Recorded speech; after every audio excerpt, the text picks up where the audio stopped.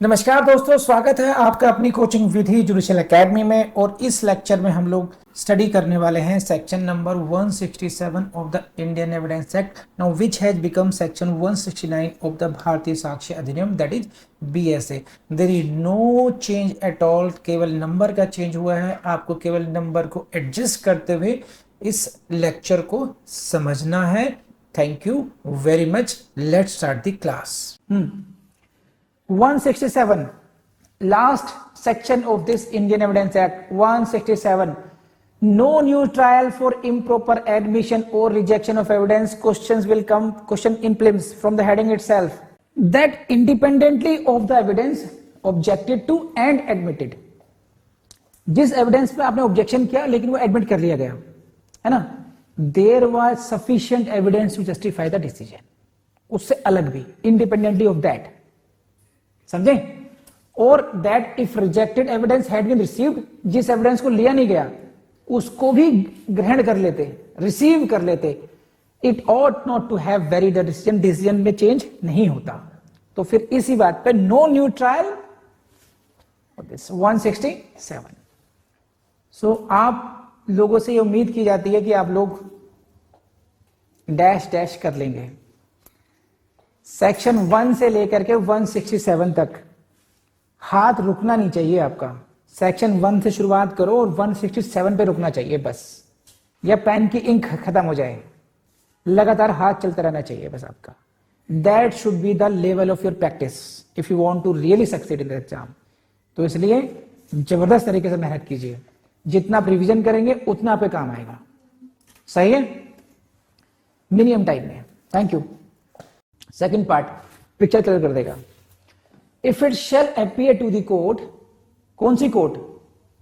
To the court before which such objection is raised, क्या लगता है उनको? That independently of the evidence objected to and admitted there was sufficient evidence to justify the decision. कि जिस evidence की आप बात कर रहे हैं कि जनाब इसको एडमिट कर लिया, इसको रिजेक्ट कर दिया, जनाब जज साहब ने क्या कर दिया, ऐसे थोड़ी होता है। ये ऑब्जेक्शन एविडेंस लेना चाहिए था, रिकॉर्ड में लिया नहीं, ये एडमिट कर लिया, ऐसे लेना नहीं चाहिए था। कहेंगे भाई शांति शांति। अगर इन ऑब्जेक्शन को साइड में रख दें, मान लीजिए आपके एविडेंस को ले भी लेते, उससे अलग भी भैया बहुत मटेरियल है रिकॉर्ड पर, बहुत देरी सफिशिएंट एविडेंस जो डिसीजन दिया गया उसको जस्टिफाई करने का, समझे। और आपका जो रिजेक्टेड एविडेंस एक्सेप्ट भी कर लेते, या जो एडमिटेड एविडेंस है उसको रिजेक्ट भी कर देते, डिसीजन पे फर्क नहीं पड़ता। तो it is meaningless just on the basis कि आपने you have admitted this evidence. तो देखा क्या जाएगा कि वेदर, ये लाइन देखी जाएगी। सो दोस्तों, मुझे पूरी उम्मीद है कि लेक्चर्स आपको पसंद आ रहे होंगे, हमारी एफर्ट्स आपको अच्छी लग रही होंगी। एंड मैं आपसे रिक्वेस्ट करूंगा, प्लीज नोट डाउन कर लीजिए, आपको इस चैनल पर एक प्लेलिस्ट मिलेगी, आपको उस प्लेलिस्ट को आपको एक्सप्लोर करना चाहिए। डिफरेंट सब्जेक्ट्स के डिफरेंट प्लेलिस्ट मिल जाएगी। ये भी हो सकता है कि एक ही सब्जेक्ट की आपको 2 प्लेलिस्ट मिल जाए, अलग अलग फैकल्टीज की भी मिल सकती हैं आपको, ऐसा भी हो सकता है। ये भी हो सकता है कि फाउंडेशन कोर्स की प्लेलिस्ट अलग से हो, क्रैश कोर्स की अलग से हो। यहाँ पर आपको एलएलबी क्लासेस के लिए भी अलग से प्लेलिस्ट मिलेगी आपको। तो keep exploring the playlist of the Vidhi judicial academy YouTube channel. Secondly, जो यूट्यूब पर नहीं प्रोवाइड किया जा सकता वो है नोट्स, और वो नोट्स भी हम आपको फ्री ऑफ कॉस्ट अवेलेबल करवा रहे हैं हमारी वेबसाइट पर vidhijudicial.com पर। उसको एक्सप्लोर करना नहीं भूलेंगे।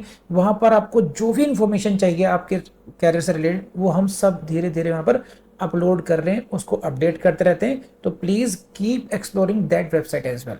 तीसरी रिक्वायरमेंट आपकी आती है, देखिए, टेस्ट सीरीज की, आपकी प्रैक्टिस के लिए। उसके लिए कोई और ऑप्शन है नहीं, इसके लिए आपको हमारा फिर ऐप डाउनलोड करना पड़ेगा। वहां पर आपको अपनी मर्जी की, अपने हिसाब से आपको टेस्ट सीरीज मिल जाएगी। आपको सब्जेक्ट वाइज टेस्ट सीरीज मिल जाएगी, आपको पूरी फाउंडेशन कोर्स की टेस्ट सीरीज मिल जाएगी, आपको डिफरेंट कॉम्बिनेशन में भी आपको टेस्ट सीरीज मिल जाएंगी। तो ये काम जरूर कीजिएगा, और इसी के साथ में कॉन्फिडेंस के साथ विदाउट डिस्ट्रैक्शन रिवीजन पे रिवीजन करते हुए अपनी स्टडी को कंटिन्यू जरूर रखिएगा। Thank you very much.